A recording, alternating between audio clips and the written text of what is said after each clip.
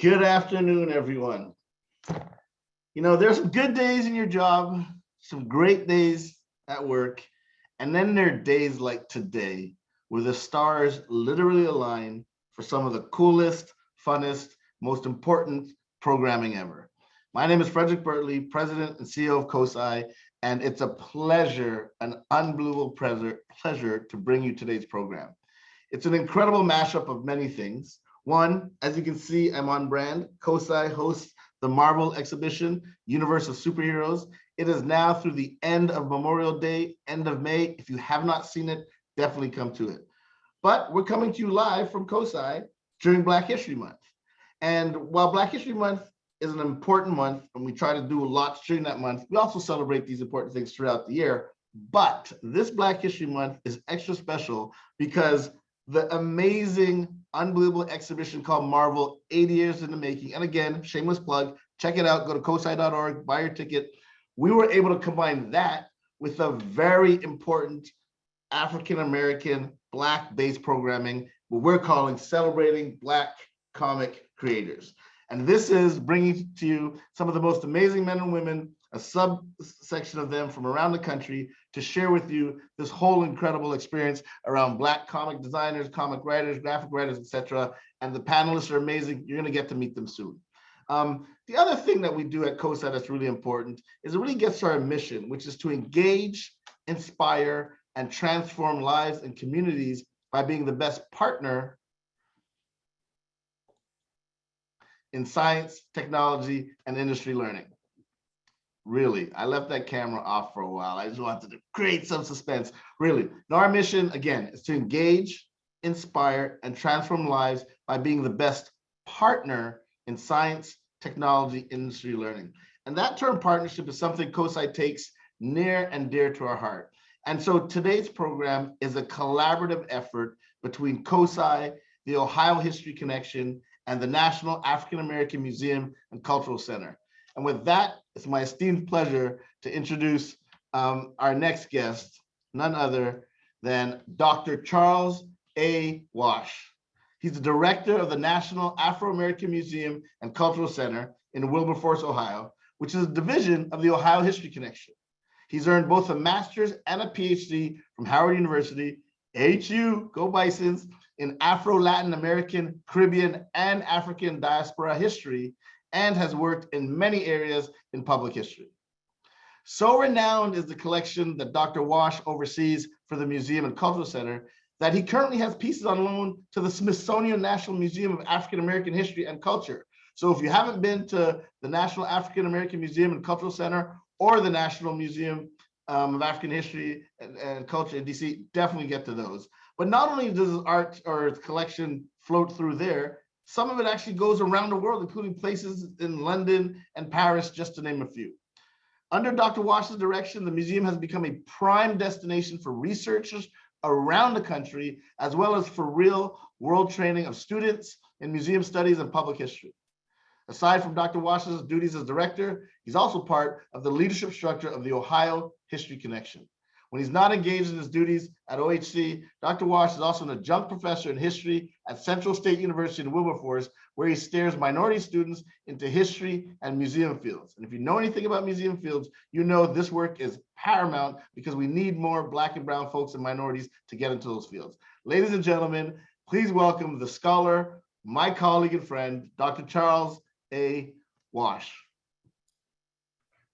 Good afternoon, everyone, and thank you, Dr. B. I really appreciate that, that glowing introduction. I don't know if I've ever told you, but honestly, on the side, I know you don't have much time, but on the side, you may want to look into like maybe being a football coach, lacrosse coach, something in coaching, because I mean, your energy, you just always, every time I speak to you, you always get me going. It's just, you know, I appreciate that. It's really, really nice to hear all of those great things. Hopefully I can live up to all of that. But no, good afternoon again, everyone. And again, thank you for the introduction. Thank you for your entire team and all the work that they put into this program. I am beyond excited right now to hear from our creators, hear what they're going to talk about in the detail and depth that they're going to get into. So this is a really exciting day for me and our entire team as well. And thank you to everyone who's joined us. You guys are definitely in for a real treat. So again, I am Dr. Chuck Wash, Director of the National Afro-American Museum Cultural Center, which is located in historic Wilberforce, Ohio. And it is a site and a division of the Ohio History Connection. So we're really proud to be here representing not only ourselves, but the entire organization as well. So our museum, just a little bit of background, we're currently in our 34th year of operation. I mean, if you can believe that. We opened our doors to the public in 1988, and we were one of the first, arguably the first national African-American museum that was dedicated to the full history and culture of African-Americans throughout the United States, from really around the 17th century all the way to the present. So that's a really big chunk of history that we're dealing with. Our mission is simply to collect, preserve, and share that history and material culture of African-Americans within the context of our total experience in America. So as we sort of say in our museum, this is something we take very seriously, but it's something we do every single day. It's not just during Black History Month. This is for us 365 days a year. So if you're thinking that we don't take days off, if we're doing this 365 days a year, you're correct. We don't take days off. We don't have this time and space to do that. We're trying to achieve so much. Obviously, I'm joking. I give my staff maybe 2 or 3 days a year to take off and do with what they want. But no, we have a lot of fun. Our museum is a fully functioning museum in the sense that we produce exhibitions in-house. We create our own public programming, special events, education outreach services, as well as welcome the public in to do research within our archives. We take a lot of pride in our 2- and 3-dimensional collections that we have on site in Wilberforce, where we not only preserve them for the future and future generations, but also digitize a lot of those collections and make them available to the public. Most of those digitized collections, or at least the portions that are fully digitized, you can find those on our online repository, and that's at ohiomemory.org. So I'll say that one more time, ohiomemory.org is where you can find the latest and greatest of our digitized collections from the archives. Some of those collections, they span like the entire history of African Americans, not only in Ohio, but other parts of the country as well. It touches on national stories and themes such as like the Underground Railroad, Civil Rights Movement, African Americans in the military, which is a special part of our collection, but not just here at home, but also African Americans serving abroad. And those are just a few categories that we deal with. And we're also home to what I believe is probably the 3rd, maybe 4th most extensive collection of historic African-American dolls you can find anywhere in the world. And really, a lot of thanks goes to Miss Lillian Bartok, the late Lillian Bartok from New York, who donated a massive, very important collection to us over the last few years. So before I go in and introduce Mr. Pridemore, who's going to be the moderator, I will be remiss if I didn't point out, at least point you guys to our webpage. It's ohiohistory.org, not to be confused with ohiohistory.org, but it's ohiohistory.org/NAAMCC. That's our webpage. And if you look at that page, it gives you an opportunity to become a member of our museum, as well as to give to the museum and the organization as a whole. So please feel free to check that out. And there's a lot of other information on that webpage as well that can walk you through some of the things that we do on a regular basis. Again, 365 days a year. You can also check us out on Facebook, and we do have a YouTube channel where we often post some of the virtual tours of exhibitions we create. And as I said, I'm extremely happy to be a part of this program. So I'll get right to this. I want to bring up next Mr. Derek Pridemore. He's one of our curators. He's done a tremendous job for us over the last 4 or 5 years that he's been with us. Some of the highlights, he does a lot. Some of the highlights for what he does is he assists our curatorial department manager, Ms. Rosa Rojas, with the development of new exhibitions, exhibition ideas, how to implementate those ideas, does a lot of research, object curation, installation, deinstallation of exhibits and displays. He gives tours, like awesome tours actually, delivers presentations. He trains a lot of our interns, other students at nearby Central State University, Wilberforce, and even Wright State University in Dayton, as well as connects with a lot of the communities in the area through our outreach programs. So he is also the curator of this amazing exhibit that we call Behind the Mask, Black Power in Comics. That was a capstone project for him during his master's in public history program. It's a phenomenal exhibit. Please come by Wilberforce to check that out, along with all the other exhibitions that we have. But again, he's an awfully busy human being. Before I bring him up, just one last thing. Sort of to keep the team together and constantly motivated, I love to create friendly competition among the staff. Just keep things fresh and fun. Unfortunately, Derek is usually matched up against one of our other curators named Hadley Drodge, who just so happens to be sort of a once in a generation, super talented curator. So it's a tough task for Derek, but he definitely holds his own. So I'm very, very, very proud of the work that he does. So now I'll turn it over to Derek and he'll take over from there. Thank you, Dr. Wash. I don't know how to follow that except to say, you know, my colleague is a person that keeps me as good as I am. I'll just say that. Thank you so much, Dr. Bertley, for the intro. Thank you, Dr. Wash, for the intro. It's my pleasure to be the moderator for this webinar. Like Dr. Wash said, I was behind the project, the exhibit Behind the Mask, Black Power in Comics. But my personal experience with comics is I've been a collector most of my life. And I also operated a comic book store from 2008 to 2010. So I was really deep into the culture, especially when I owned the store, because that was really a center of you know, comics culture and community. Unfortunately had to close because of the Great Recession. But that led me to going to college, getting my degree in public history, and then ending up at the National Afro-American Museum. And I can honestly say that it's my dream job, and I never thought that I would ever be in a place like this where all of the staff is encouraging, and we're all going to such a positive place together. So I'll just leave it at that. Thank you so much for coming to the audience. I hope that you are ready for a great discussion. Feel free to post your questions in the chat to the panelists as we go. We are going to be going about 40 minutes with the panelist discussion, and then we'll go right to Q&A. We have gotten a lot of questions, great questions from the audience so far that were pre-submitted. So we are going to get to those Q&A questions and give a little bit more time than we previously were going to. So really excited to get to those questions. All right, so we're going to introduce the panelists now. And I want to explain a little bit about why we selected these panelists as we introduce them. So our first panelist is Ms. Takeia Marie. She is a comic illustrator, and she is from New York.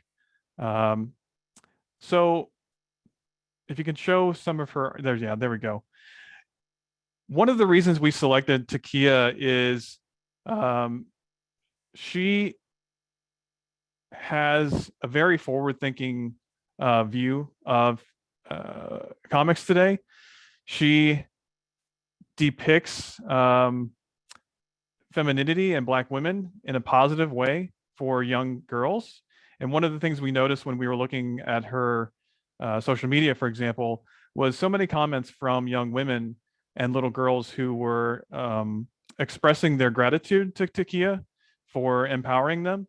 And that is something that we really wanted to bring to the public and that's something that we really value. So also one of the things I love about Takeia is you know, if you're a comic book fan, you love crossovers.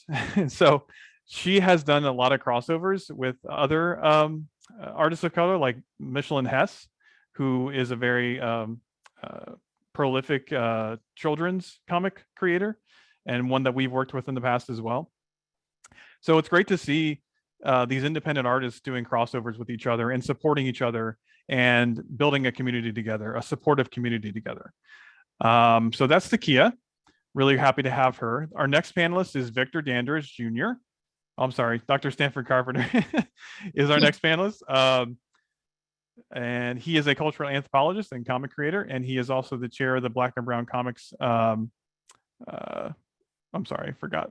Black and Brown Comics. I can't remember the expo. Thank you. Black and Brown Comics Expo, and he is from Chicago. We selected Standford because of his extensive experience, not just as a cultural anthropologist, but also as someone who follows the past and current trends, the cultural trends of comics. If you want to talk to Standford about any period in comics and about what was happening then, and what were the impacts of those trends, he is the person to talk to. He is just a brilliant contributor to the conversation around the comics, and that's why we wanted to have him on. Next is Victor Dandridge Jr. Here we go. So Victor Dandridge Jr. is a writer, and he calls himself a phenomenological narratologist, which I love.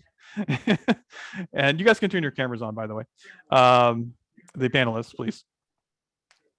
So Victor, we love Victor because he has the amazing ability to write for all kinds of audiences. And as a writer myself, I know that it's incredibly hard to do that for just one audience.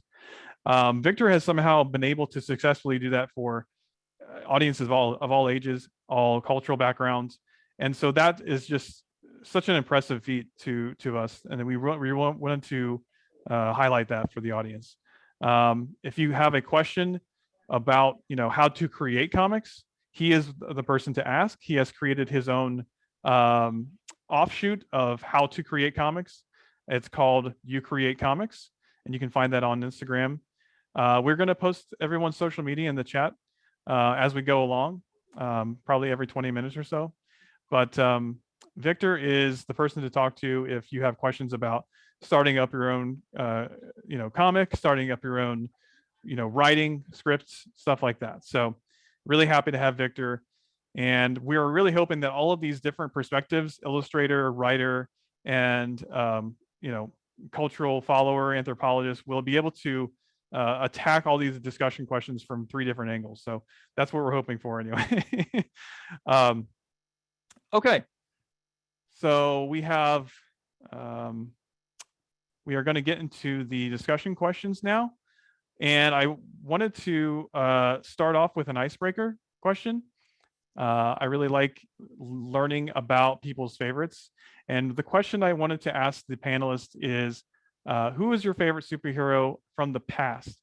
Not necessarily present, although it can be, but my example that I'm thinking of, for example, is I like Spider-Man specifically from the 1970s, like, the 1970s to early 1980s Spider-Man. That was my favorite period of Spider-Man, my favorite superhero of the past. So what about you guys? We'll start with Takeia. So for me, and I know it might sound cliche, but it's Storm, just hands down, it's Storm, because I think for me, I didn't see a lot of Black superheroes, but Black women. And I think Storm was probably the first one that I really gravitated to, because she was, even though she was a mutant, she was looked at as a goddess. She had all these powers. She was gorgeous. She was, all of these things. And she was kind of her own person at the same time. So, she wasn't a stereotype or anything like that. And so I think Storm was probably my first favorite superhero. That's a great answer. One of the things that is remarkable to me is how long it took to have a Black woman superhero. Right. You think about the beginning of comics in the 1890s, early 1900s, Mm-hmm. and Storm was created in 1975. So it took almost 100 years to have a Black woman superhero, which is just crazy to me. She's also featured in our exhibit at Wilberforce. So Really great opportunity to learn about the history of Black characters in comics at our museum. Okay, let's go with Stanford. What's your favorite superhero of the past? I'm gonna say one of my first favorites was Nightcrawler. The reason why I love Nightcrawler was that as a kid growing up in, we described them as melanin deficient zones, very white suburbs, either west of Chicago, north of Cincinnati. I felt like Nightcrawler most typified or most embodied my Black experience. I loved the X-Men. I mean, and I remember seeing the X-Men when the new X-Men first came out, right?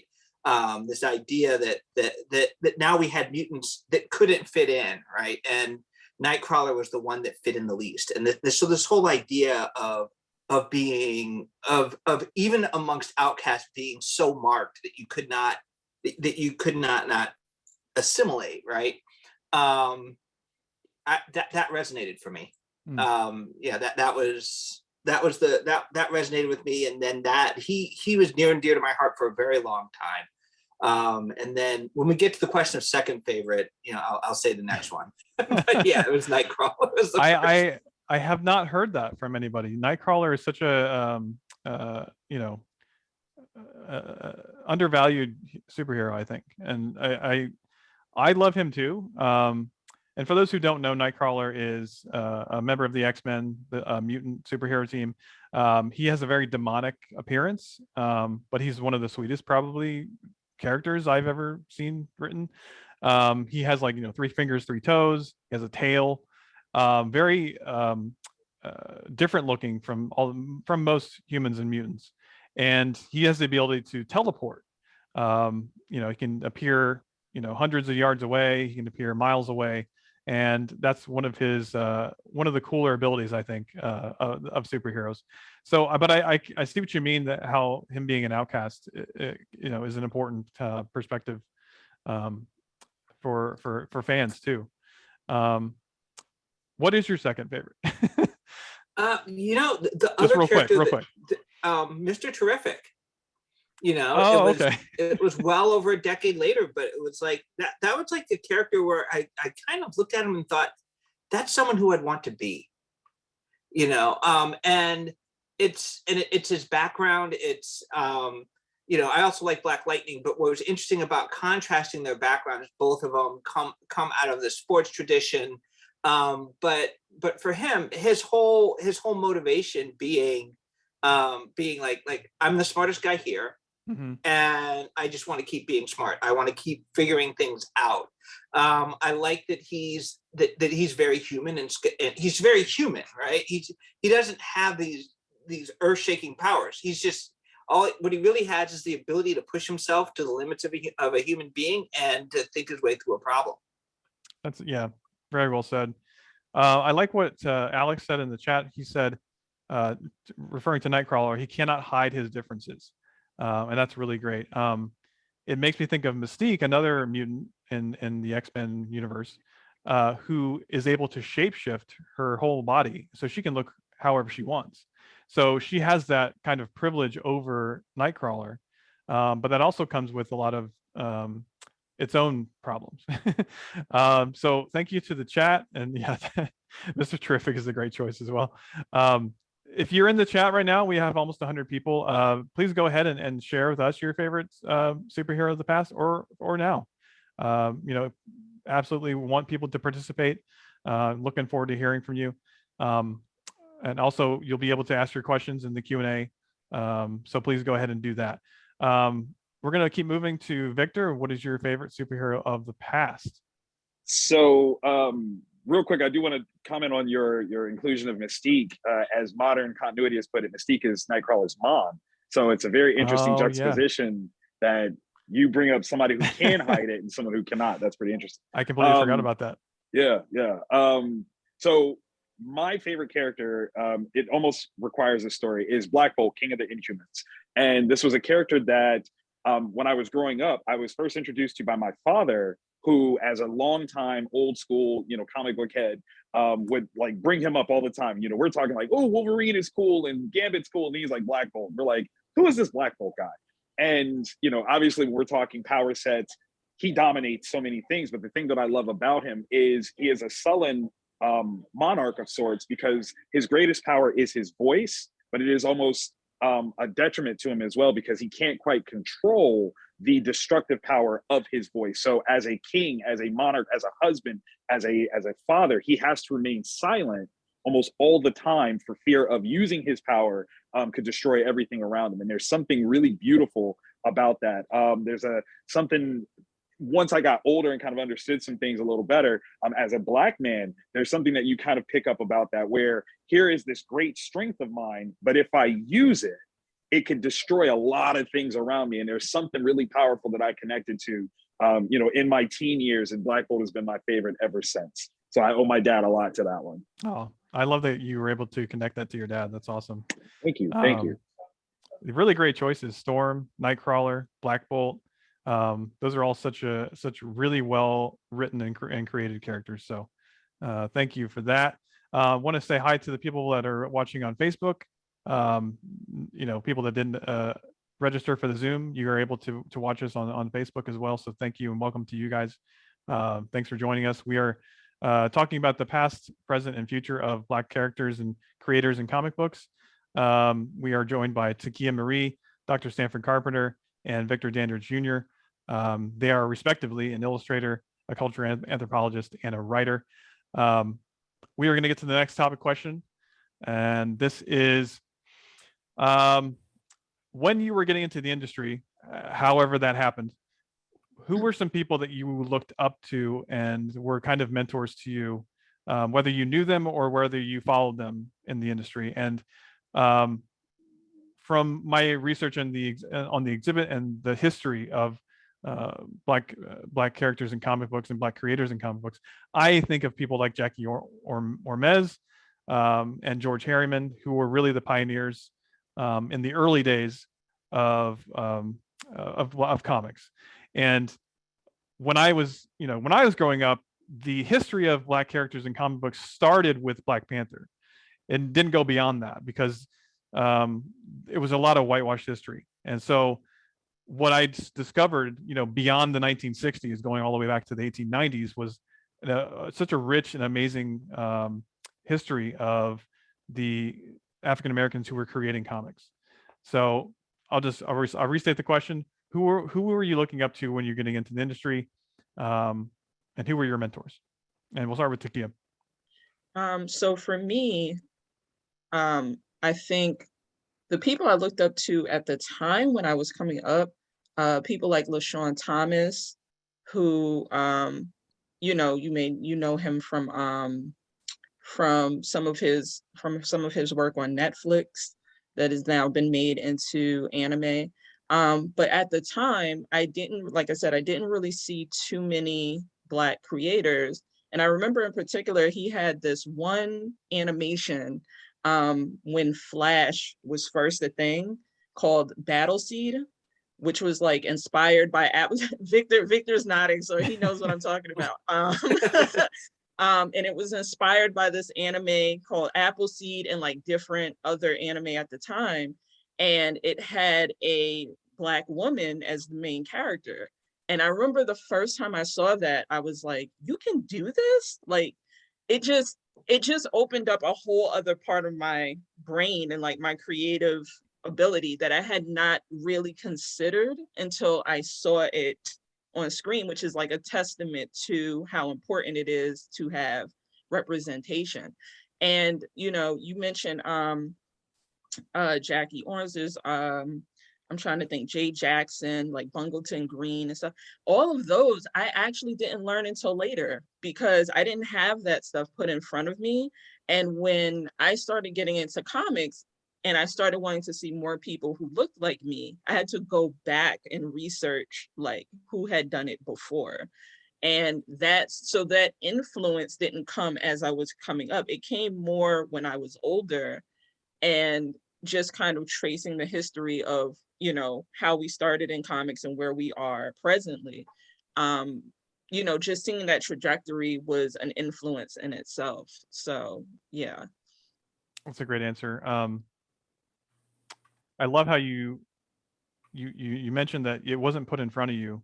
Right. And that's, you know, I think a lot of people have that experience is what's available, what do you have access to, and what's put in front of you. So that's great. Dr. Carpenter.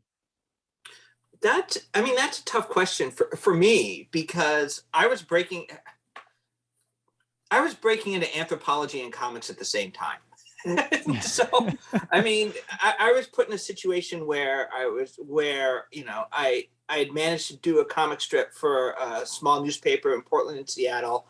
And through a series of events, one of my archaeology advisors, because originally my training was in archaeology, you know, was like, hey, you need to show this stuff to other people. So I immediately thought of people who helped me out along the way and people who inspired me along the way. And, you know, I mean, one person, he's not Black, very not Black, would be Walter Simonson. His brother was I had two archaeology advisors. His brother was one of my archaeology advisors at Oberlin College. And he actually wrote a series of recommendations to help me get into grad school in anthropology. And he actually took me around the offices at DC Comics one day, and he took me to every editor and he said, "This is Standford Carpenter. He's my Black son." Like, and that was his way of saying he's okay. You can talk to him. So I think when I think of that, I think of him introducing me to people, but I also think of two people he introduced me to, which were Dwayne McDuffie and Dennis Cowan, right? And this was like right around the time when they were starting Milestone Comics, and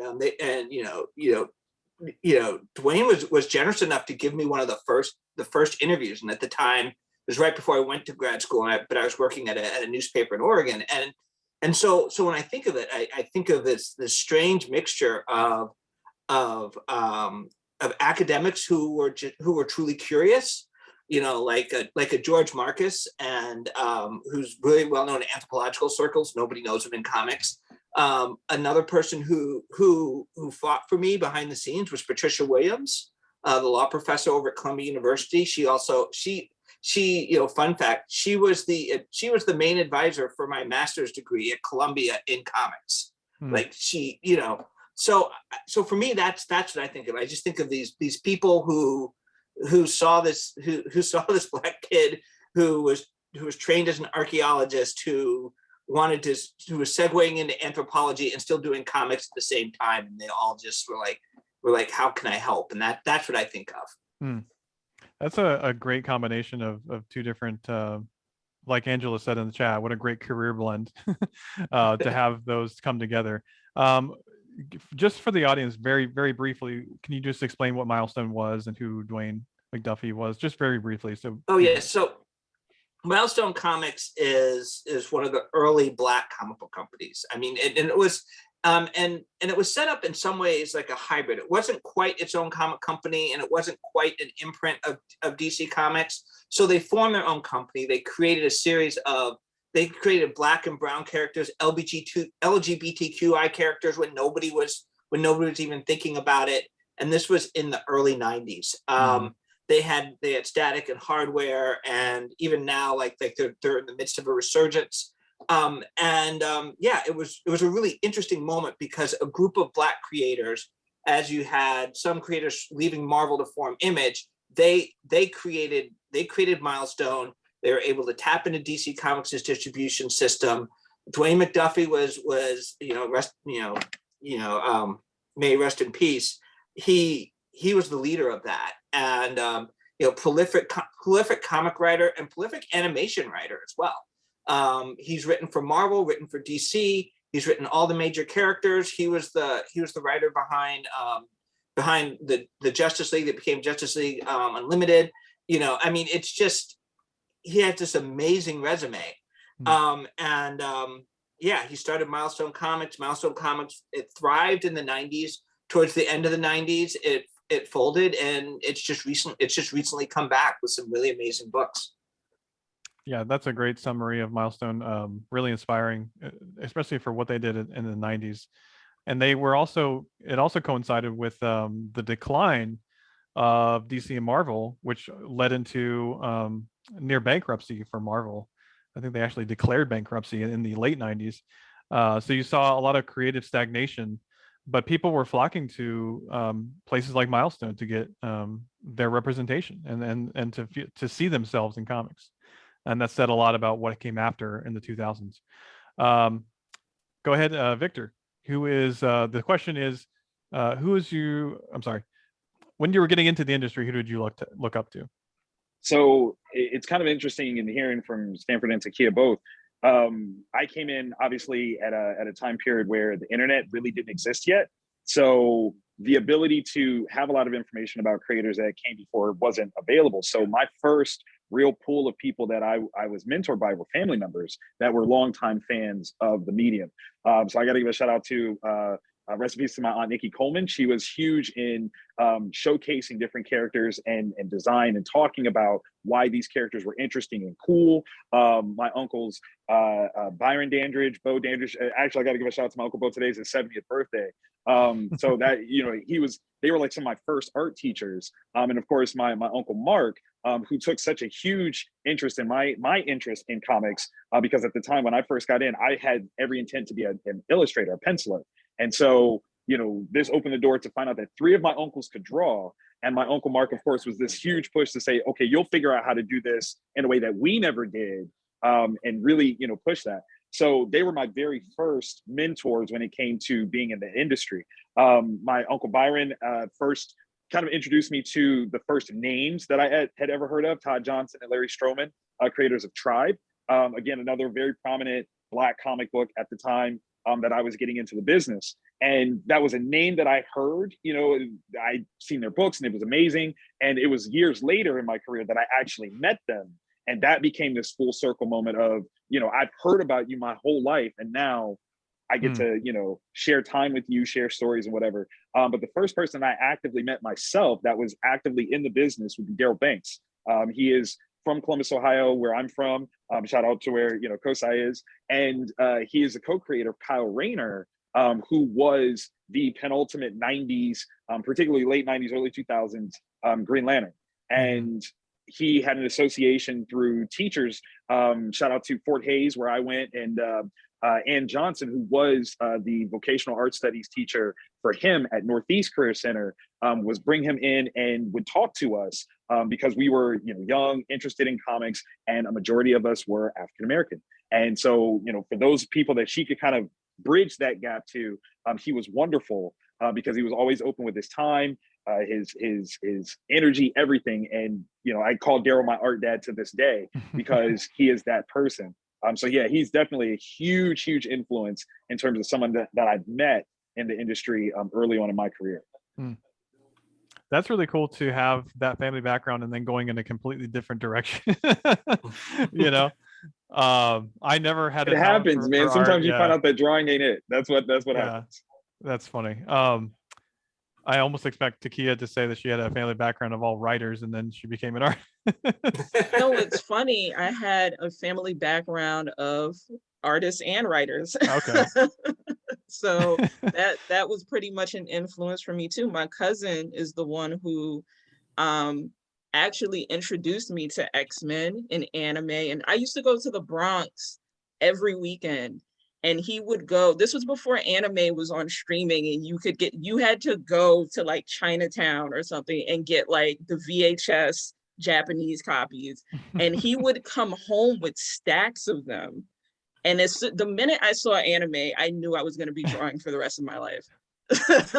So, so I totally get where Victor is coming from.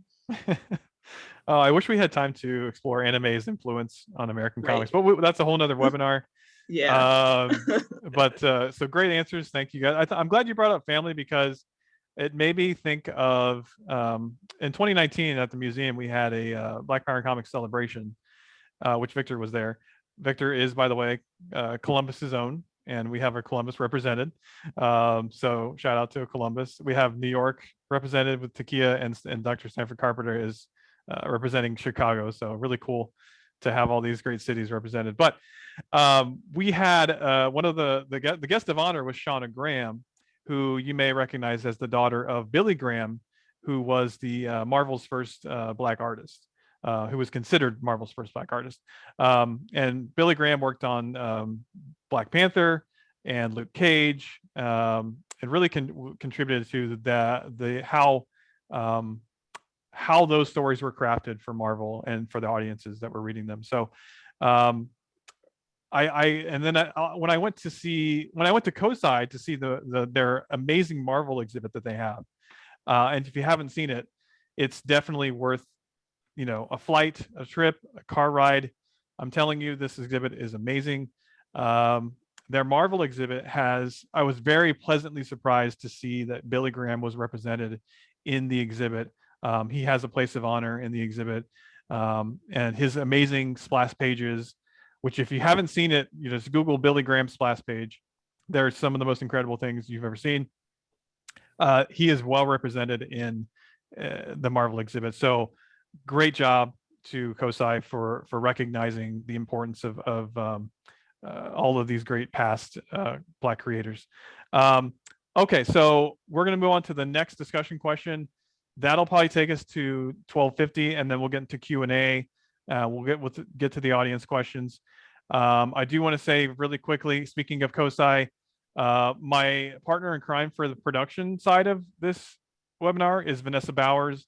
She has worked so hard behind the scenes to make this happen. Thank you so much, Vanessa, for all that you have done for this. And also, there are multiple people behind the scenes that have worked on this, the marketing team for COSI, etc. I wish we had time to thank them all. But let's get into the next discussion question. If you're just joining us, we are talking about the past, present, and future of Black creators in comics. And we are joined by Takeia Marie, illustrator, Dr. Standford Carpenter, writer and anthropologist, and Victor Dandridge Jr., who is also a writer. Vanessa is awesome. That's correct. Okay, so the next question is, we were just talking about Marvel DC a little bit, but we're talking about them a little bit more. The popularity of Marvel and DC on the screen is huge. You cannot deny that. DC is really taking up a lot of the TV space, and they're getting into films as well, Suicide Squad, etc. So that side of things is bigger and broader than ever. But what about the comics side of Marvel and DC? What do you like from the big two right now? And this is the next question, but we won't have time for it, but I'm just squeezing in a little bit of it. Outside of the big two, you have independent creators like yourselves. Who are you liking from that side of things? So the question will be, who are you liking from the big two, Marvel, DC, and then who are you liking on the independent side?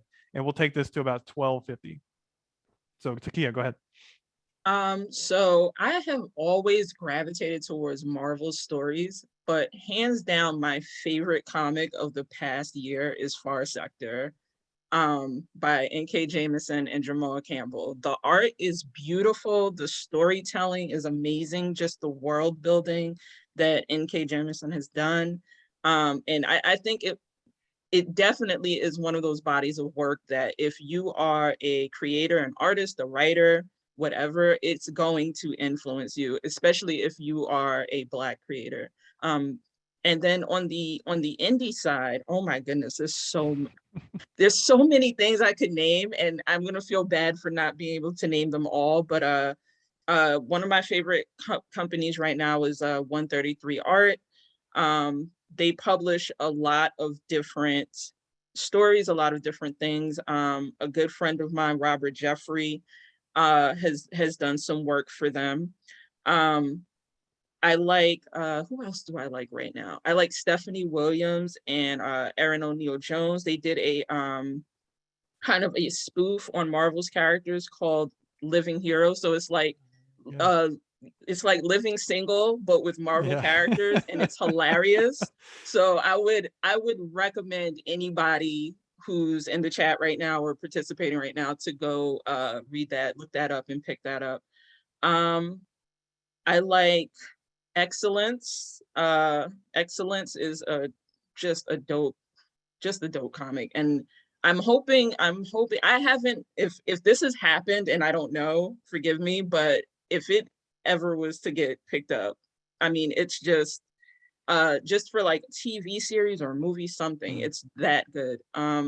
So yeah, there's a lot happening in comics right now, especially as far as Black creators, and definitely on the indie level. Like, don't look away from indie, because there are stories being told in indie right now that, to me, definitely, you know, are either going to hit mainstream, or even if they haven't, like they're at that level of storytelling, like of professional storytelling, where I think people should definitely check it out.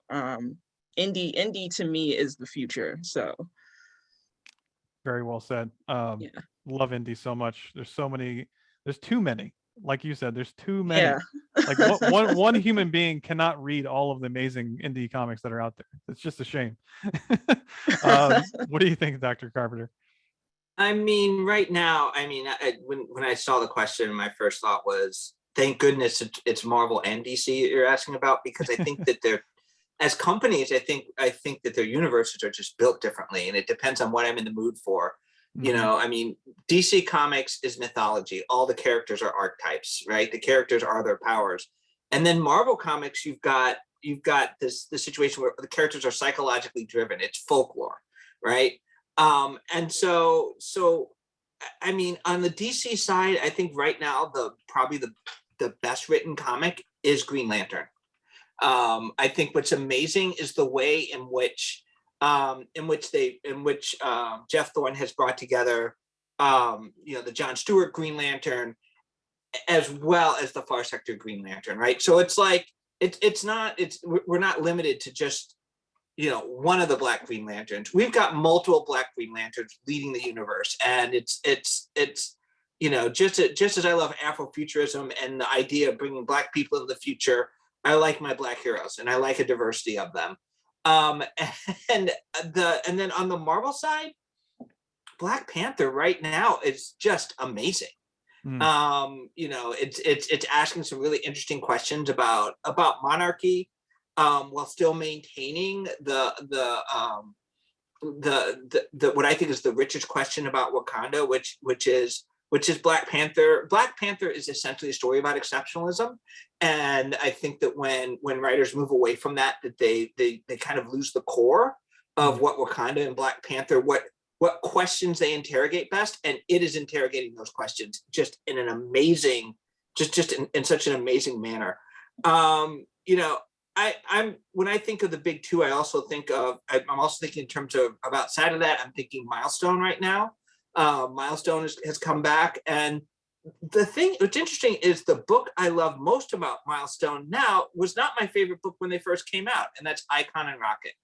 I feel like Icon and Rocket has just hit a groove where you've got Icon showing Rocket, yeah, we can eliminate drugs, and they do that, and the economy falls apart because all that drug money was doing something, right? And so I thought that's been a really interesting book, and they've actually gone more into what it was like for Icon since he's this alien who is dropped onto the planet, and he shows up as a Black child and a Black man, and he's going through slavery with superpowers.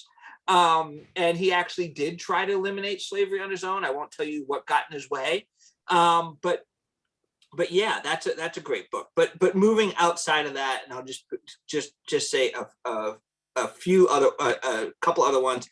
A series that just finished recently was Eve by Victor Laval. I think that is one of the best pieces of just science fiction. It's the story of a Black girl who wakes up in a future that is a post-apocalyptic environmental nightmare, and she has a mission that she doesn't quite understand, and she has to save the world, right? And you know, and she starts off with the aid of her stuffed animal, which happens to have a robot inside of it. And then another book that's near and dear to my heart that also just finished, and I actually got to just do a virtual talk with the creators on this, is Shadow Doctor, which is the story of a Black man who was a doctor back in the early 1900s who couldn't get a job in spite of all of his training, and he ends up becoming the doctor for Al Capone. And it's based on a true story. There really was, Al Capone really did have a Black doctor. So yeah, I mean, there's a lot of amazing stuff out. There's a couple other ones. New Masters, which is now we're seeing which brings Africa into the future. That's out by Image, and then another one by Rodney Barnes. It's a tongue twister name. Nita Hawes's Nightmare Blog. It is pretty much what the title is. And what I love is that it's not just that that it centers a Black woman in this horror story or a series of horror stories, but it also centers Baltimore and the area around Baltimore. We get to see places in Baltimore. We get to see Morgan State. We get to see these historically Black colleges, and it's just all part of the tapestry of this Nightmare Blog. But I'm going to stop now because I've spoken too much. No, those are all great answers. I mean, we could literally name so many. I was actually going to mention Bitter Root. I think Ernest in the chat mentioned it. So thank you for bringing that up. And Farmhand as well is also a great one. If we're talking about, the ground, Bitter Root and Farmhand are great examples of that. Victor, go ahead. What is your favorites right now? So right now, when it comes to Marvel and DC, I'm trying to actually wean myself off of them a little bit and really kind of focus on more independent titles, specifically folks from Image, Aftershock.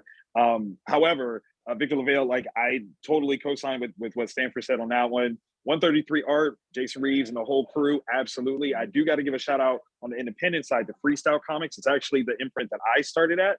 My buddy and brother, Mike Watson, he's done a phenomenal job with creating a shared universe there. I got to give a shout out to Greg Anderson Elise with his Not on the Were Spider, Crescent City Monsters from Newton. I got to give a shout out to my buddy Jean-Paul Deschamps, who has this great series called Sons of Fate, and it's a huge epic tome that crosses time, cultures, all kinds of wonderful things. And really, while Marvel and DC are really a home to a lot of people to get their foot in the door for reading comics, like Takeia said, indies are the future. There's so many different things that you can check out, so many different voices. If you really want to get a good source for it, another family member, Imani Latif, my cousin, he created a imprint site called Peep Game Comics, and it's specifically designed to showcase the work of Black and Brown creators in a digital format. So definitely check that out. It's a great space to get introduced to a lot of different voices. Awesome. So this is recording. So if you guys want to come back and revisit all of these great suggestions, you will be able to do that. I know it's hard to record everything right now. I would be writing these names down as fast as I could. Those are all great. Thank you so much for the suggestions. I do want to shout out to some of the artists and creators who were at our convention a couple years ago. Adrian Grayson was amazing. Corey Davis, I think he has a cartoon in the works. Devin Campbell, Lisa Shepard. We already mentioned Michelin Hess. She did Malice in Ovenland, which is a children's comic. Please check that out. Quinn McGowan, he does superhero stuff, great stuff. Sean Smith, really great activist in social justice as well. Sean Elaine, Verzel James, William Mason Jones was a moderator. He was amazing. So there's just so many people to follow and support. Speaking of that, if Vanessa, you could post the social media links into the chat, that would be amazing. If you can't, I will do it. We want to get you guys, in front of as many eyes as possible for the work that you're doing. Will the recording be posted on the COSI Facebook page? I believe so, but I will make sure to check. Thank you so much, Vanessa, for posting the social media. We will take care of the recording stuff after this is over. It's being recorded right now. So we'll worry about that afterwards. Okay, I wanted to say thank you to the Dr. Bertley for helping us put this on. Being a comic fan himself, I think has helped us greatly. This partnership that came together with Dr. Wash and Dr. Bertley couldn't have done it without the support of COSI and Dr. Bertley. So thank you to them. So now we are going to get into the Q&A from the audience. We're going to start with just a few questions that were submitted before the webinar began. But then we also have some from that have been asked during the recording. I also understand we have quite a sizable audience that are watching on Facebook right now. So that is really cool. I don't think I can see those questions if you're asking in the Facebook chat, but we can only get to so many. We only have so much time, so we're gonna go with what's in the Zoom chat. Okay, so this is a really great question. I hope you guys are ready. So Michelle, age 56, she asked, Black Panther kicked the door open, but where does diversity go from here? From superhero to mainstream villain? I'm not sure what that last part of that question meant. Maybe you guys can decipher that for me. But again, the question is Black Panther kicked the door open. Where does diversity go from here? From superhero to mainstream villain? Anybody can start. Victor, yeah. So I think the first thing that has to be discussed is the concept of what diversity is. And a lot of times when we're talking about diversity, specifically in this pop cultural comic space, it's a lot of talk about what's not there. And that kind of needs to change unto itself. It really should be a conversation of what is there and the glorification of that concept. As said, Black Panther kicked things off, but Black Panther wasn't just a huge, phenomenon in terms of movies for just Black audiences. There were, white kids that are running around in Black Panther costumes talking about Wakanda forever. And that's a beautiful thing because it's not focused on what's not there, but what is there. And I think that's where the conversation ultimately needs to be, where as we are showcasing very prominent, amazing Black creations that other people can see themselves in, I think we as people of color should start to see the things that, co-sign and people that don't look like us, so that we can see that kind of cohesion of cultures, that it's not about a matter, again, of what's not there, but what is there. I love that. That's very simple, very good. Who else? I mean, one thing that has me thinking about is, especially with superheroes, is what superheroes are, right? And something that I've been writing a lot about lately has been that ultimately superheroes are power fantasies, right? And neutral power fantasies. It's this idea, it's built on this idea that if you give power, a great amount of power to an individual, they won't be corrupted. And that somehow they will serve a constituency and they will fight for a better world, right? So it's actually a very bizarre concept when you think about it, because we all believe that power corrupts, right? But I think what's important is that that's what the superhero does. Is it centers ethical questions around the acquisition and use of power, and that's why diversity is important. See, if you don't believe that I could ever have power, then you don't believe I could ever be your equal, right? And so what I think is really interesting, and when I'm thinking, about where does diversity go from here? Diversity for me is about diversifying the power fantasy, is to see what different things come out of it. And the best example I could think of is Bitterroot.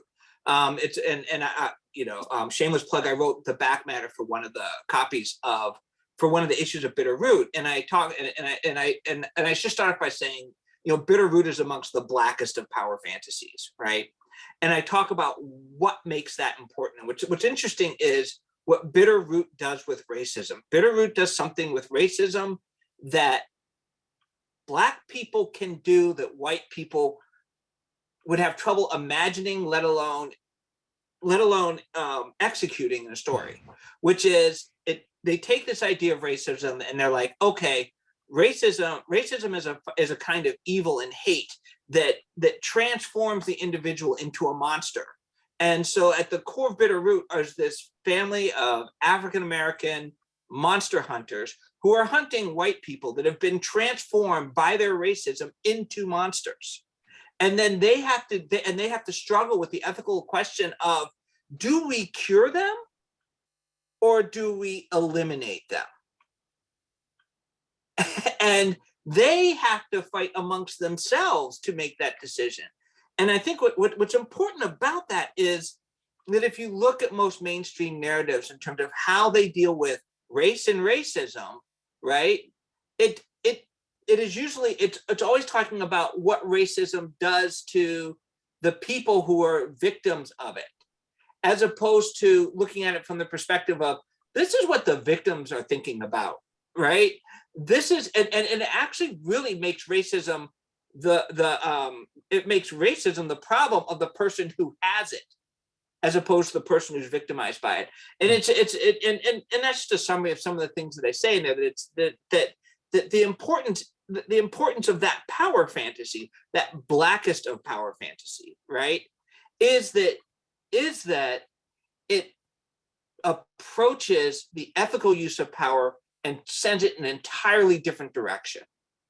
And that's, to me, that's what I think is the future. And that's what I look forward to in a more diverse future with more diverse characters, so that I can see these wonderful stories play out and ask different questions and come up with different solutions and enrich our lives in different ways.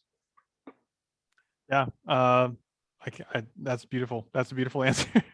I think that that's the power of fantasy and science fiction, is exploring those questions and visualizing those questions and visualizing the answers to those questions. So, and I think about, like, what would people like Malcolm X or Fred Hampton think about comics like Bitterroot. Just imagine what they would think if they were given like a copy of it and just were able to sit and read of it. What would Fred Hampton say about that? You know, that whole concept. So it's just amazing to just imagine in your head. Okay, Takeia. Yeah, so just to piggyback on what Dr. Carpenter and Victor said, you know, I think that the diversity question it can't just be, you know, are we going to tell stories from different races and things like that? It has to be about the stories themselves. We need a diversity of stories. And a lot of the time you find with stories that are about Black people, it's very traumatic stories. And there has, I think, lately been a big conversation about, you know, what kind of stories do we tell? Do we continue to tell the slave story? Do we continue to tell the story about the kid from the hood who sold drugs? Do we continue to tell the story about, you know, racism and protest? Do we show Black joy? Do we show more Black people in sci-fi, more Black people in horror, more Black people in all of these genres that we are not historically seen in? And so I think the question of diversity has to be, you know, we have to look at it as a big pot that all of these stories are going into. Because if you look at it from the point of view of the stories that we are consuming, which generally have white faces, that plays out into real life. And I don't know if, you know, many people realize it, but you think about, you know, certain people who, like we have a Kyle Rittenhouse, for example, where there is a sympathy for the kind of violence that happens there. And then you look at the stories that are being told, they are very sympathetic to white people, because we see those stories and we see a variety of different stories being told about white people.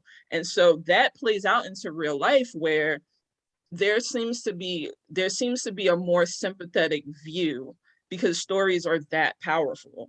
So I think that we have to consider what that means about, you know, the stories that we're telling about Black people. And that doesn't mean that we shelve the stories that we've been telling, particularly the slavery story, the drug dealing story, those kinds of stories. There are people who, you know, those are the stories they need to tell. But I also think we have to focus on, we have family, we have joy, we are happy, we do smile. We do other things besides, you know, run through the hood or, you know, have ourselves in chains. There are other things that happen. And when you start to tell a variety of stories from different perspectives, and you allow those stories to be told instead of just focusing on one type of story, you start to look at people very differently. You start to see people as people instead of just this commodity or this stereotype. And I truly, truly believe, and it's in my bio, Derek, that stories are that powerful.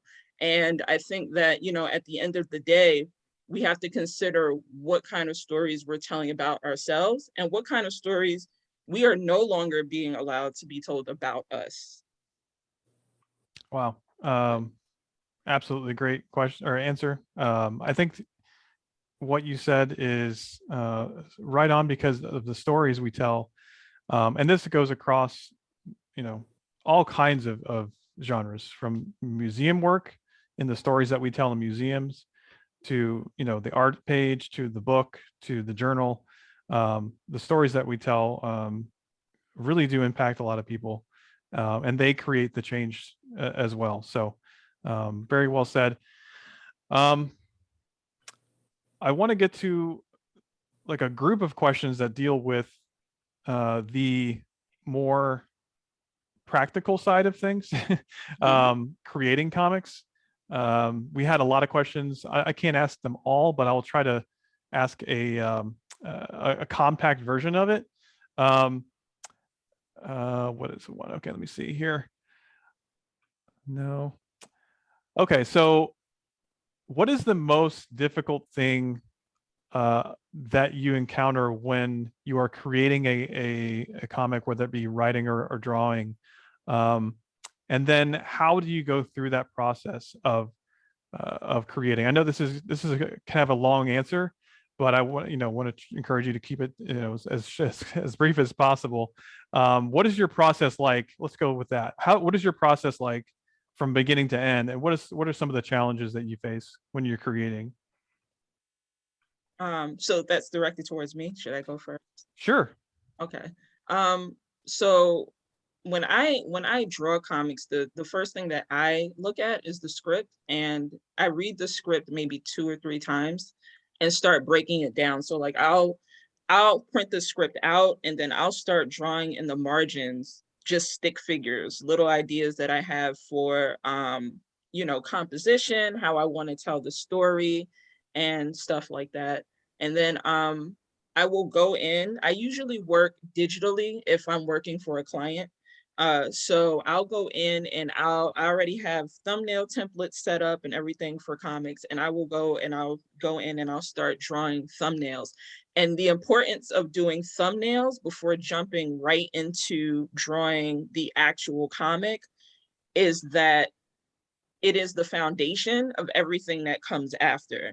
So you can have a beautiful drawing, but if your composition is, excuse my French, but whack, then it's not going to, it's not going to translate well into the final version. So I encourage anyone who's making comics to really sit there and focus on the thumbnails and getting those right, getting your composition right, and figuring out the best way to tell the story, because the thumbnails end up being the emotional beats of the comic in the long run.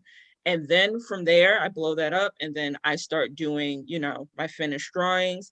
If I'm coloring it myself, I'll usually figure out what kind of color scheme I want to go with. But typically on comics, usually I'm working with a colorist of some sort. So then I'll send those pages to the colorist, and they'll usually, look at the script, figure out what is trying to be communicated in the script, what kind of emotional beats need to be captured, and then they will base their colors on that.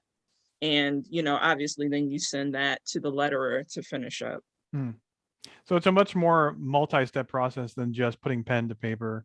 Oh, absolutely. Yeah, absolutely. And every stage, I would think, the thing about comics is it's very highly collaborative. And personally, I find that if I work with someone who doesn't understand that, it does not go well, because no one is more important than anyone else, because at any stage of the comic, if one person gets it wrong, the whole thing falls apart. Even I think a lot of people look at lettering as simple. Lettering is not simple at all, and it can make or break your comic if you don't have a person who understands lettering. And that is considered probably the simplest part of the comic book making process, but it is also one of the most important parts because it determines the flow of the comic. If your lettering is wrong and you're reading and all of a sudden the lettering is done awkwardly, it breaks your concentration, it breaks your flow, and it takes you out of the story. That's how important a letterer is. So every person, if they are all in sync, that's when you get really dope comics like the ones that we've, have mentioned here. I love that you brought that up. And a lot of people had questions about the creation point of view of comics, and we'll get to you, Victor, because I know you are you create comics, so we'll get to you in a second. And then Stanford, I have a question for you that really suits you, I think, and then we'll get we have until about 1:25 and we'll get to closing remarks. I want to also mention that we have, so stay till the end because we have an art contest announcement at the end of the program that Dr. Bertley will announce. So if you're interested in being involved, I've seen a few people in the chat say I'm drawing Batman or I'm drawing whatever. I've seen people in chat say I am doing XYZ. So we have creators in the chat right now, which is great. Stick around to the end because there's going to be an art contest that you will be able to take part in. So stick around for that. I wanted to mention that since you brought up lettering, there's a great feature in the COSI Marvel exhibit that is all about lettering and how important it is to the comic creation process. I was pleasantly surprised to see that the COSI exhibit addresses the creation of comics, not just showing off, the movie stuff or, it has a great Black Panther section, but actually getting into the nitty gritty. They have a section that looks at the Daredevil from the 1980s, the Frank Miller so Daredevil is a superhero who has super senses, hearing, smell, taste, touch, but he's blind. He's a blind superhero. And the lettering for that specific series was incredible. And it made that comic what it was. You just have to see it. I can't really describe it to you, but the lettering was what made that comic.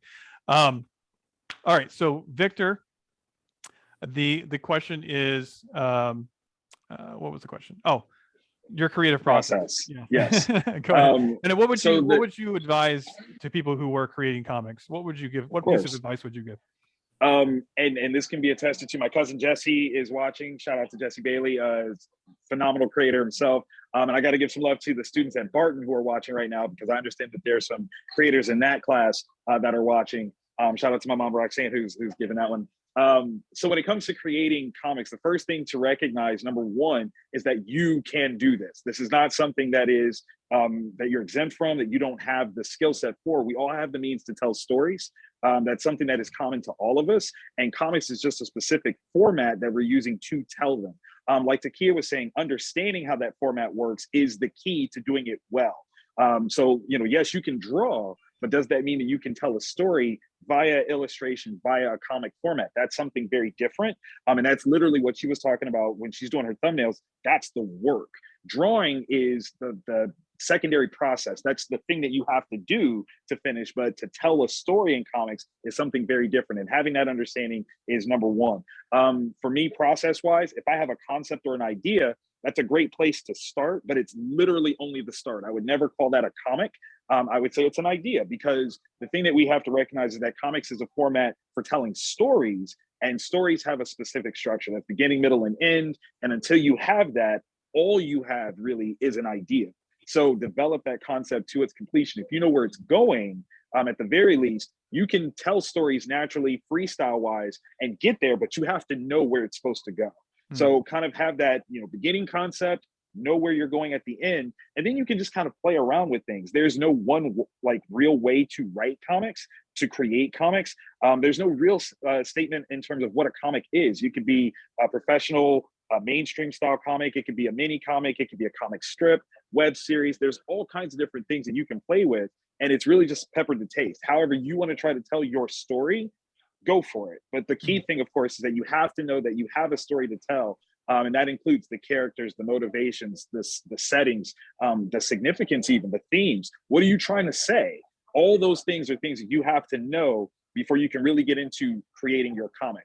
The one thing I will tell anybody and everybody is don't rush it though. If you have a concept but not a story, take your time. Do not rush. If someone else does it, that's fine. They won't do your execution of this story. How many different iterations of the Three Little Pigs are there? How many different iterations of Disney movies, are there? Disney movies come from something else. We just, have seen the more popularized Disney version, but there are actual other versions of those stories. So just because someone else touches something that you've done doesn't mean that you can't tell that story. A lot of the things that we've talked about are similarities in terms of their content and their context. I think Stanford, you brought up Static in terms of Milestone. Static as a collaborative sort of correlation type thing would be like Spider-Man, right? Like that's a very similar vibe in terms of what those characters are. Icon is similar to Superman. Yeah. So there's things that you can see that they're similar, but not the same. And feel free to, make sure that your execution is the thing that makes this concept yours. That's a great answer. Mr. You Create Comics is given the the best answers. Thank you so much, Victor. I love that you're right. Like anybody can do this. You can do this. And you just have to follow your passion and make it happen. I also love the idea of adapting current works. For example, John Jennings did a graphic novel of Kindred, which is Octavia Butler's novel. So the idea of adapting novels into graphic novels, into comics, I love that idea. If you don't know who Octavia Butler is, go check her out. Just saying that. Great answers. I wish we could ask more questions. I do have one for Stanford that I know you probably have a great answer for your process too. I just think that we want to get a different one in here because we have so many different audience questions. So if you don't mind, have at it. Okay. So I'm trying to compress a lot of these questions into one single question. So I'm going to do my best here, but we're all kind of familiar with the recent trend of, like Captain America and Iron Man being kind of the mantle taken from those heroes and picked up by Black characters. The Falcon, Sam Wilson taking up the mantle of Captain America, for example. That's just one example. Riri Williams becoming the new Ironheart, Iron Man. So in your opinion, is this a good trend? Was there an alternative to this trend? What do you think about this trend? And then one little tiny question at the end, this kind of ties into it, is do you prefer being recognized as a Black creator or a comic creator? So the question is, what do you think about the trend of the mantle of Captain America and other white superheroes being taken up by Black characters? We'll just start with that. This is going to sound strange, but when you were speaking, you made me think of one of the soliloquies in Chariots of Fire, where it's that slow motion motif where you're seeing different people race, and you're seeing some people fail and some people succeed, and the little speech starts off with one of the people and one of the characters asking the question, where does the power come from? And so when people talk about characters being, a lot of times we talk about characters being blackwashed or whitewashed. The term that I think is the most interesting term is legacy characters. Characters that start off in one way and become very different. And I think it's important, and I like the conceptualization of legacy characters, because what it addresses is this question of where does the power come from, right? It's always been a part of comics that the power comes from somewhere, and a lot of characters get their powers from some sort of legacy, from a mantle being passed on, the torch being passed, all of that, right? And so earlier in comics history, it tended to be a white guy passing on the torch to another white guy, right? And so one of the easy ways, you know, and think of comics as the sphere of creativity, where you're doing something that's really hard that can't be done by one person, right? The reason there's a creative team is in part because one person could not do a monthly comic on a 30-day deadline reliably, right? So you bring a whole bunch of other people in. You work as a team to get more done than you could yourself, or to do something in a way that requires a sensibility outside of yourself, right? So one easy way to create a Black character is to pass on the mantle. It takes advantage of something that's already there, you know. And another reason for doing it that way and passing on the mantle is that people don't talk enough about the survival rate of superheroes. And you know, I went out and I asked this question, and it was a really simple question, like what is a successful run of superhero comic? And this was like about 10 years ago, actually a little more than 10 years ago. But I asked, and I was asking the Simonsons, I was asking Bob Schreck, Axel Alonso, all these different people in comics. And so the low number I got, you know, because they kept saying, I was asked, it came out of the question of Black heroes just don't succeed in the marketplace. And I was like, okay, what's a measure of success? Because Aquaman gets canceled all the time. Hawkman gets canceled all the time. No one says that the concept is somehow wrong. No one says that when Hawkman gets canceled, oh my God, we cannot tell stories about white people.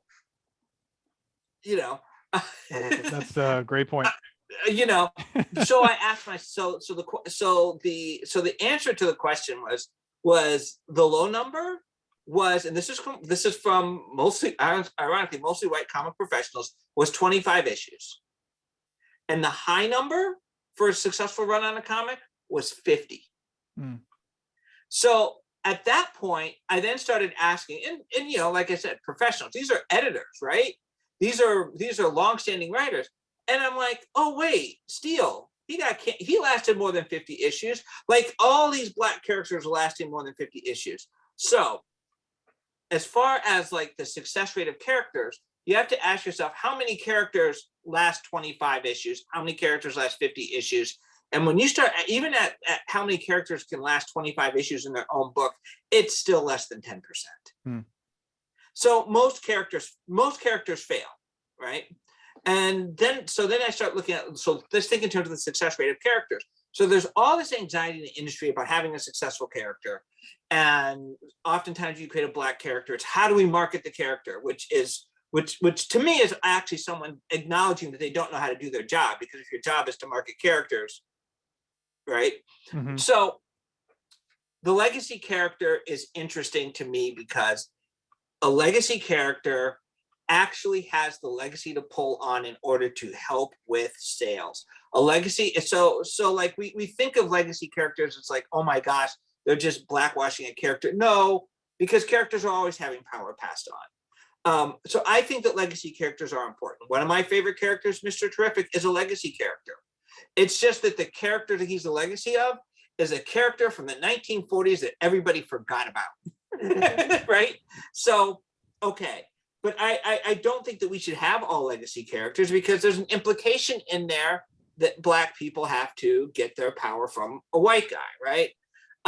So as far as you know, I don't have as much problem with the idea of legacy characters, but I do have concerns about having a diversity of origins. You know, I think it's important for there to be a combination of legacy characters and a combination of characters that get their powers from accidentally stepping in front of that lightning bolt, and characters who literally create the power themselves, right? Because that's an integral part of the exploration of power that superheroes provide us. So yeah, so that's where I come from. It's like I think there needs to be a diversity of origins. I think that it's important to have characters. You know, I mean, the other issue is who's creating the characters, right? Right. Yeah. You know, a lot of these, there are a lot of characters for Marvel and DC where it's Black characters created by white creators. You know, that's Black Panther, that's Luke Cage, that's Miles Morales, right? But that doesn't necessarily mean that they can't have meaning to Black people. I mean, the interesting thing about the Black Panther movie is that marked the moment where Black people reappropriated a character created by white creators. That was the moment where we took him. And we weren't even taking him back. We just took him. We just said that MF is ours, right? And that didn't mean that white kids couldn't run around in a Black Panther suit too. It just meant when they were running around in that suit, they were running around and pretending to be our character. They were running around engaging in our fantasy, right? And that's why I come back to this whole idea of power, fantasy, and having a diversity therein, right? Mm-hmm. It allows a Black power fantasy can be a moment of Black empowerment for Black people, but it can also be a moment of empathy for white people, right? Yeah. So it's about thinking about what perspective and power and fantasy mean. And so yeah, that's what's interesting. Now there are Black characters in Marvel and DC they're created by Black people, and then I'd be remiss if I don't also talk about the independents. We are right now in the midst of a golden age of Black characters in comics, and that is because we have reached the point where the means of production are accessible. And so anybody can at relatively small cost acquire the means to create their own power fantasy. Mm-hmm. And that means that there are just a crap ton of Black characters out there to be read, to be experienced, to be engaged. We have more Black superheroes and more Black fantasy characters now than we have in the history of comics. And it's an explosion that you can take back to 2006 with the advent of the smartphone, which creates the tablet, which creates this moment of digital creation of comics on a budget. So that's great. Thank you, Dr. Carpenter. What a exceptional answer. A lot of support in the chat as well. I'm going to let that be your closing remarks. I'm sorry, because we have to move on to closing remarks. We have to stop at 1:29 to let Dr. Bertley announce the art contest. So I want to I want Takeia to have the last word. So we'll go to Victor for closing remarks. You guys can build off of what Stanford was saying, or you can go off on your own. Just try to keep it brief as you can. No, of course. So go ahead. Yeah, Victor. Well, no, everything Stanford said is absolutely correct and true. And I want to comment, the question that you added on at the end, my mother actually wrote that question. It's something that we've had a huge conversation about. And to everyone that's listening, it is not a question of either or. It's a matter of how you prioritize, right? And so, being a Black creator is what I am. Being a good creator is who I am. And that's something that I want to lead with and inspire anyone else to take with them.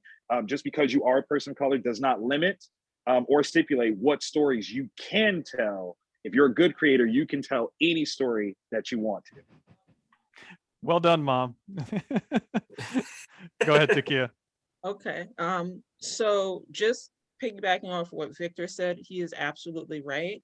And there was one question that I saw that jumped out at me about, what advice to give to people who want to create comics.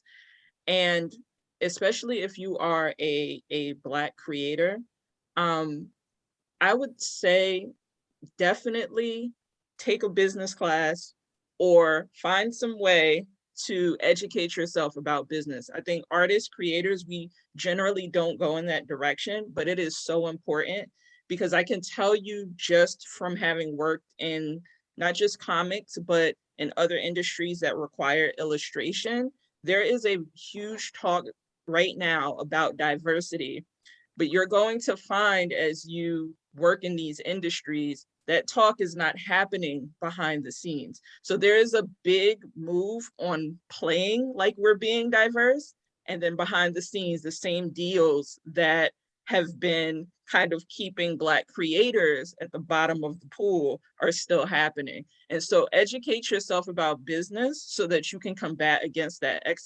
Educate yourself about contracts, about ownership, about rights, about copyright, all of those things, because those things, even if you're an excellent artist, that is going to be your foundation for succeeding in this industry. And even for changing this industry for the next generation, which is what I think in general, this conversation is, really about. We want to make things better for the next generation of Black creators, people of color in general, and all marginalized creators going forward, but you need to educate yourself in order to do that. That's all. That's my closing remark. I couldn't have ended it better. One of the things I've seen is the Black comic community is more supportive of new creators than any other scene that I've ever seen. Yes. They are planting the seeds for the future of the industry. I don't see white creators doing that as much. So kudos to you guys for doing that. One of my just real quick closing remarks for me, if you are a white creator or a writer or whatever, or exhibit creator, and any history of African-American history, whatever, if you know that and you are not supporting Black artists, Black creators, then that is the bare minimum. In my opinion, the bare minimum is you use your privilege as a platform, period. Use your privilege as a platform to get to highlight those voices and tell these stories that are not being told. All the stories that I was not told growing up, I want to tell those stories or platform the people who are telling those stories. That's my whole objective in life right now. So I hope that we were able to get these amazing stories in front of you and inspire you guys. Thank you so much for being here. Vanessa, can you link the social media one more time in chat? Thank you, Takeia. Thank you, Dr. Carpenter. Thank you, Victor. Thank you, Dr. Wash, for giving me the ability to do this job, and Geraldine Barbie as well. And Dr. Bertley, I will pass it to you for the announcement of the art contest.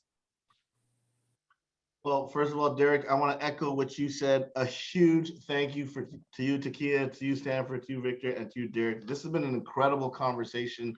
I look forward, we talked about this when we were planning this. I look forward to doing many more of these. We've had an incredible audience. The chat is just blowing up with all kinds of amazing questions, comments, and just appreciation for this program. So thank you all. This has been incredible. As we talked about, we do have an art competition. I want to call my colleague, Vanessa Bowers, who's the Director of Diversity and Equity here at COSI, who helped build this program for us. She's going to kick off this competition. Take your microphone off mute, and you're good, Vanessa.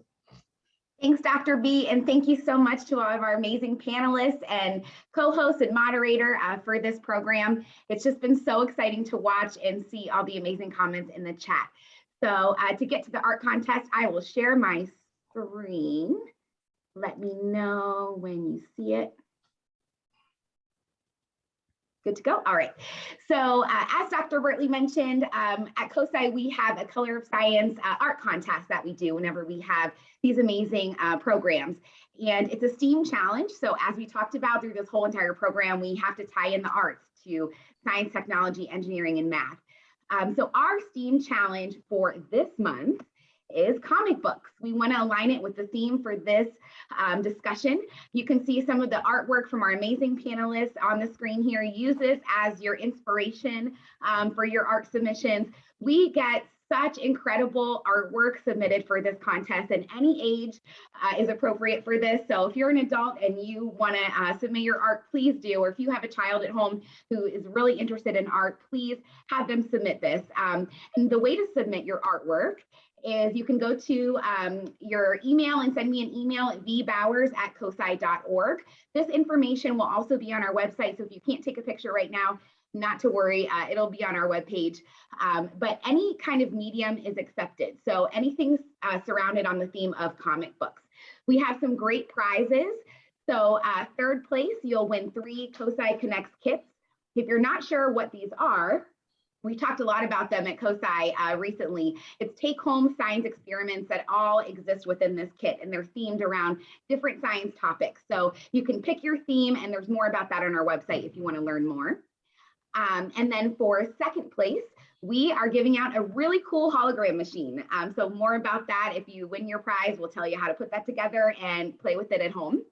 And then first place, you win an iPad mini. So really, really cool prizes. I hope that you or someone in your family or friends want to participate in this art contest. So thank you all so much for being a part of this program. Thank you to our panelists, Takeia Marie, Dr. Standford Carpenter, and Victor Dandridge, and also our panelists, Derek Pridemore, you did a great job, and our co-host as well, Dr. Bertley from COSI and Dr. Wash from OHC. So thank you all so much, and I hope you all enjoyed the program.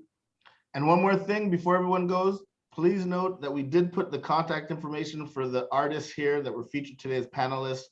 If you didn't get them, just come to our website, cosi.org. We'll have that information. They are amazing artists. They are also there for hire. They have great content. Absolutely support them. They do incredible stuff, and we'll bring them back to COSI, I promise you. And with that, thank you all again, Takeia, Sanford, Victor, Derek, and Chuck. Thank you so much, Vanessa. Great job as always. Another Color of Science, OHU, National African American Museum Cultural Center collaboration. Happy Black History Month, everyone. Take care. Be safe. Bye. Thank you. Absolutely amazing. Amazing.